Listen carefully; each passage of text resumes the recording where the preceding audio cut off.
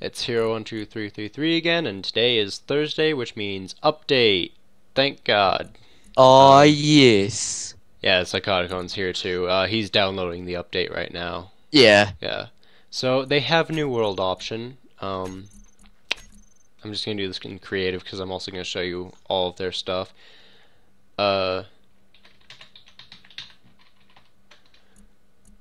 okay, friends, blah blah blah. Auto say. Okay, advance. Um, so they have a new, where is it? Okay, they have this new option, permanent death. So if you die, you, uh, um, Basically, it's become YOLO. yeah, and well, right now it just says if true player loses everything if he dies. They misspelled loses, by the way. It Oh, says God. loses. Loses. Everything if he dies and has. So if you don't have a medical room and you try to respawn, hmm you lose everything. That's just, yeah, so. Yeah, and so there's another option called client can save.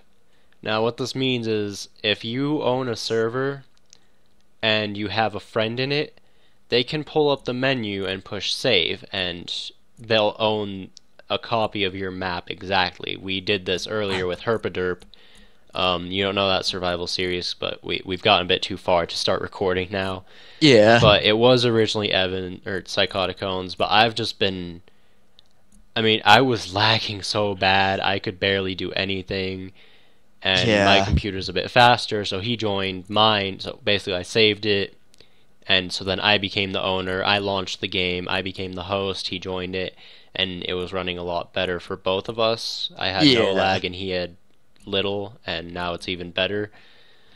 So what this does is, if it's unchecked, I can't do what I did. I can't own a copy of the map.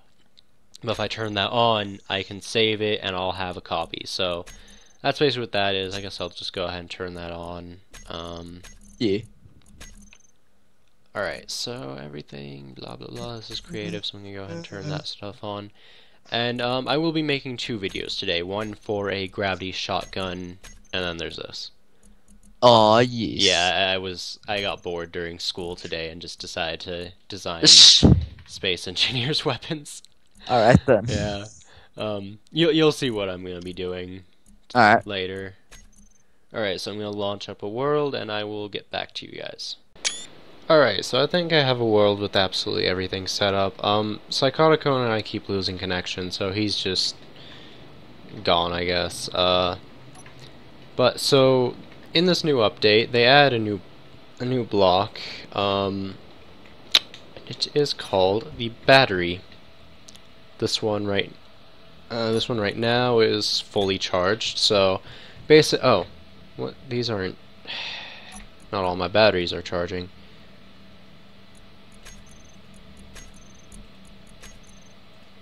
Okay, the rest seem to be charging.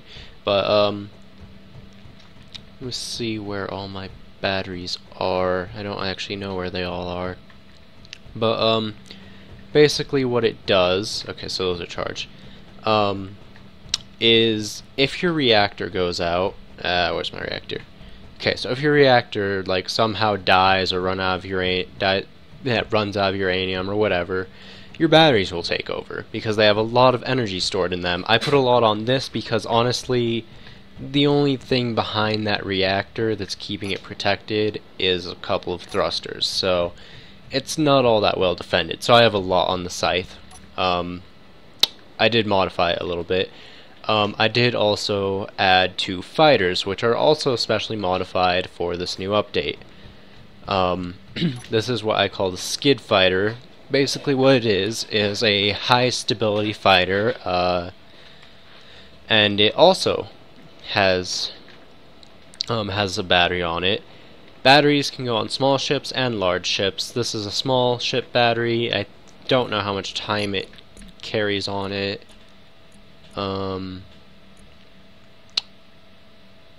Okay, so I don't know. It carries a lot of power, that's all I know. But this is a long-range fighter because it's now used to it can go long distances before it runs out of power, basically. And so also I made a modified version, if I can find it, that one.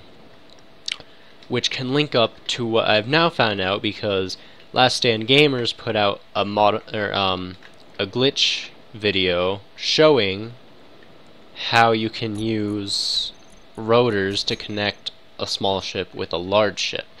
So I made basically a warp ring, which I will be showing you guys later, for long range flight, because honestly this is pretty useful. Have a small fighter just lock onto this thing and then just all of a sudden take off at high speeds. So it's basically just a gravity drive. So one thing that they've added is these antennas can put up a communications array. So what I'm guessing that is it can bounce off of antennas. So if you see that beacon should only have a range of 118. I set it to 118, but because those antennas are there, it changes to their range. So those are set to 200, I think. Let me see if I can get out of their range. They should just be set to 200. No? Okay. I guess I set them to a bit further, but basically what should happen is if there's another ship out here and they have antennas, their beacon will touch their antenna. This is what I'm guessing. I haven't been able to test this out all that much yet. But if it touches their antenna, then that antenna will broadcast that thing's position too. So basically what will happen is, imagine I'm an antenna. My range is about 10 meters. Imagine I'm at the very border of that thing's beacon, and somebody's 5 meters behind me. So they can't see the beacon, but I can. Now, if I had an antenna, it would hit my antenna and broadcast it, and the other guy would see that there's a beacon there because I'm broadcasting its signal. So I think basically what it's going to be is for distress beacons, if I'm found, well, then they can broadcast my signal as well. So that'll be interesting. I'll definitely be implementing that into some videos later.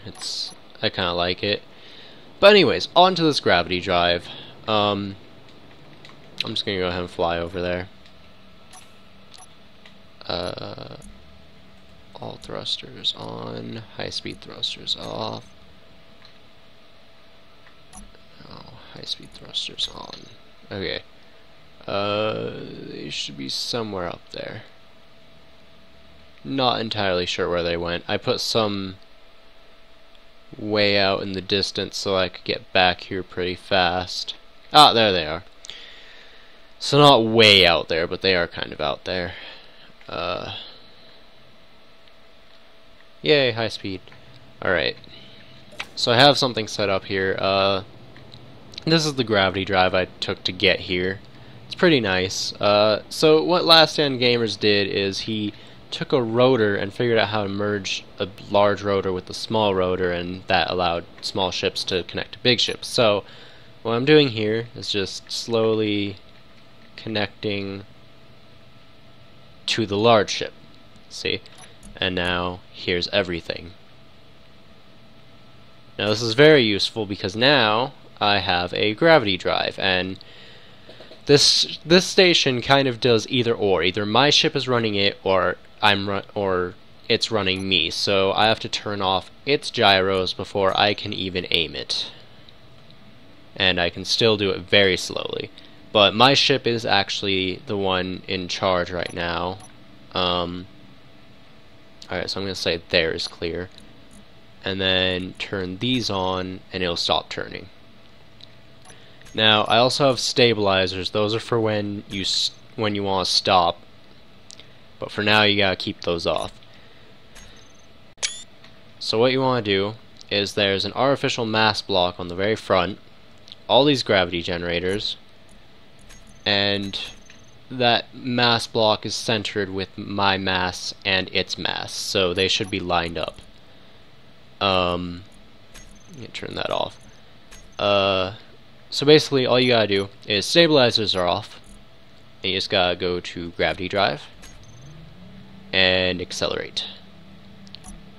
And you're at a very high speed now, so turn these on, turn that off.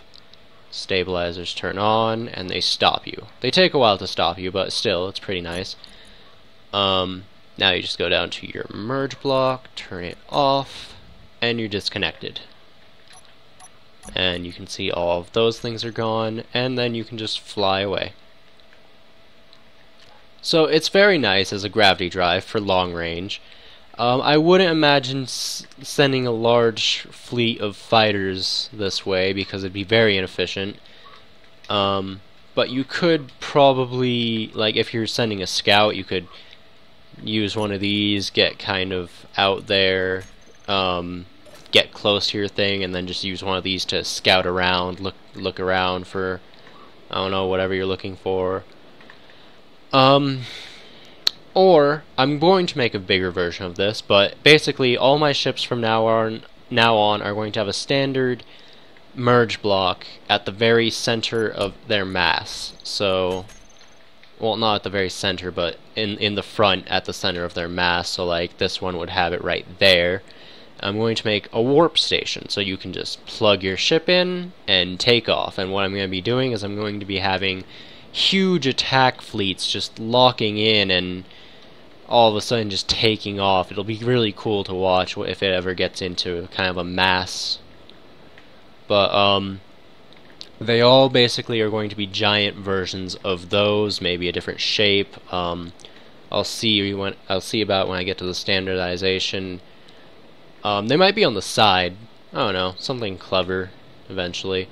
But yeah, so that's today's update, and it's pretty good because I feel like these power cells are going to be really useful, especially when you're in fights and your reactor gets hit, because I think the battery is a bit more durable.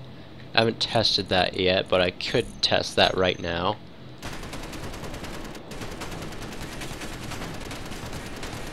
Alright, I don't honestly think a person's gun can do shit.